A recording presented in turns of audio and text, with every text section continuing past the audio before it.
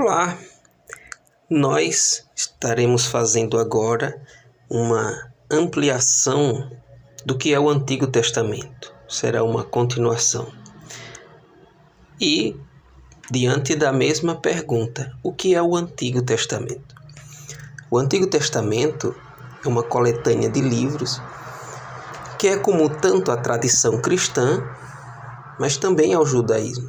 Na verdade, antes de pertencer ao cristianismo, o conjunto de livros que formam o Antigo Testamento pertence à tradição judaica, de forma que a gente pode olhar para o conjunto do Antigo Testamento como o cânon, ou a Bíblia hebraica, ou a Bíblia judaica. Então, o Antigo Testamento é a primeira parte da nossa Bíblia cristã.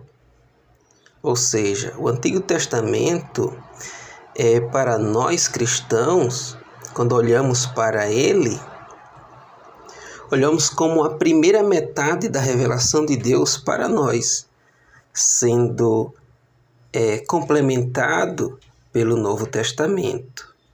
E aí vem uma questão importante. Como o Antigo Testamento chegou a nós?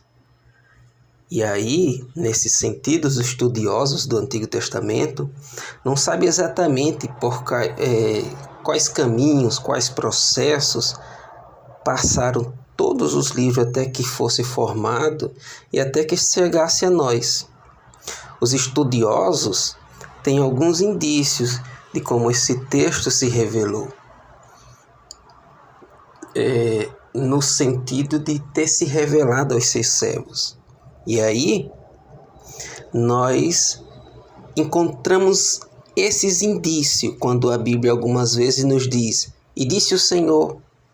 Algumas vezes nós vamos ver lá as pessoas e o texto mostrando e dizendo, e ele teve visões, sonhos, ou seja, por meio desses elementos foi caminho por quais Deus se revelou a eles. E aí nós temos agora esse conjunto, ou seja, essa coletânea de livros, que é aquilo que se chama o cânon.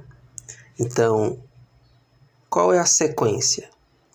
Ou seja, após essa revelação, ao longo do processo de transição, de geração a geração, aconteceu até que, e o que foi que aconteceu?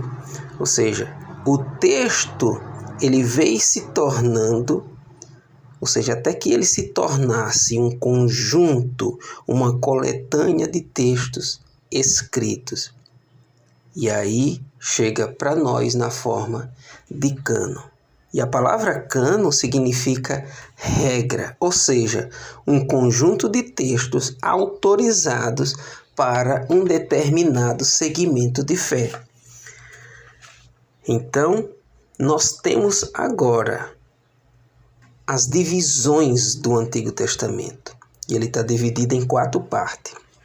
Então, o Antigo Testamento, conforme a divisão protestante evangélica, é dividida em 4 partes. A primeira parte é chamada de Pentateuco. A palavra Pentateuco significa 5 rolos, 5 livros. Ele é formado pelos livros Gênesis, Êxodo, Levítico, Números e Deuteronômio. E nesses livros se concentra uma mensagem, uma ideia. Ou seja, e qual é a ideia? É o início de todas as coisas. É o início do povo de Israel. É o conjunto de leis que foi dado ao povo de Israel. É esse início. A segunda parte do Antigo Testamento, que é o Antigo Testamento do nosso cânon, são os livros históricos. É o conjunto de livros que narram desde a entrada da terra de Canaã até os livros de Esther. Ali que está localizado no período depois do exílio babilônico. Então esses livros são formados por Josué, Juízes, Ruth, 1ª e 2ª Samuel, 1ª e 2ª Reis, 1ª e 2ª Crônicas, Esdra, Neemias e Esté. Ou seja, esse livro,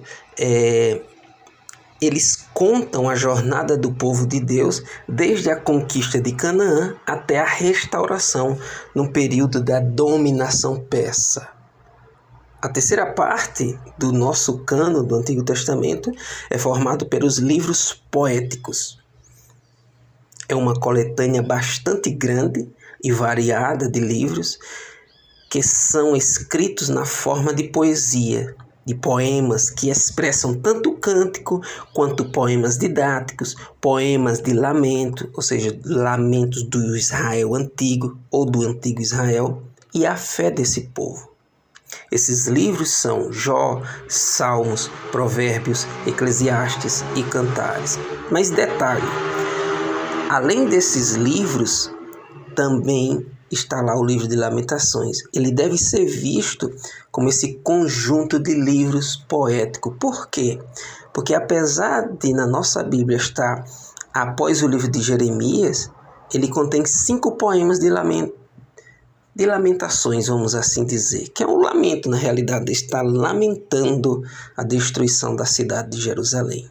E por último, a última parte do cânon, ou do conjunto de livros do Antigo Testamento, são os livros proféticos, que contam as mensagens daqueles que eram proclamadores da palavra de Deus para o seu povo. Ou seja, que povo? Isso aqui é importante, o povo da aliança.